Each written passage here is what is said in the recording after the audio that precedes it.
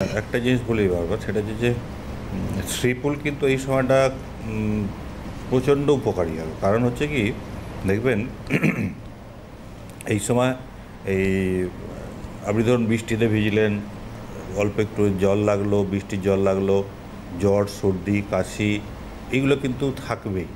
এবং এই যে এটার জন্য, মানে এই যে পরিবর্তনটার জন্য, এই পরিবর্তনটার জন্য শ্রীপুলটা কিন্তু খুব ভালো আপনাকে পুরো গাইড করবে।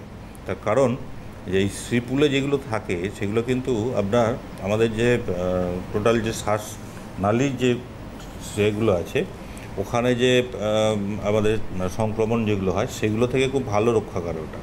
কারণ সিরিস আর পিপুল এই দুটোর এটা আপনাকে এই শ্বাসনালী সংক্রমণ থেকে দারুণ সুন্দর আপনাকে মানে বাঁচাতে সাহায্য করবে। আর সেকেন্ড থিং হচ্ছে যে দেখুন, আমাদের তো একটা জিনিস আমরা বারবার বলি যে আমলকি জবা তার সাথে রাখতেই হবে।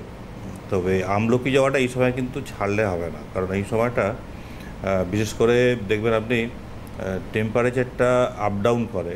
প্লাস আপনার এমন একটা সময়, ধরুন আজকে সারাদিন দেখবেন 25 থেকে 30-এর ভেতরে কিন্তু টেম্পারেচারটা থাকছে। এবং এই যে সারাদিনটা রইল, এতে কিন্তু মানে জীবাণু জন্মানোর একটা ভালো একটা ওয়েদার এটা কিন্তু। আর এই যে বর্ষাকালে বৃষ্টিটা হচ্ছে, তার সাথে এটা পাচ্ছে, তার ফলে এতে ফাঙ্গাল বলুন বা আপনার মাইক্রোবিয়াল গ্রোথ বলুন, এটা কিন্তু খুব ভালো হয়।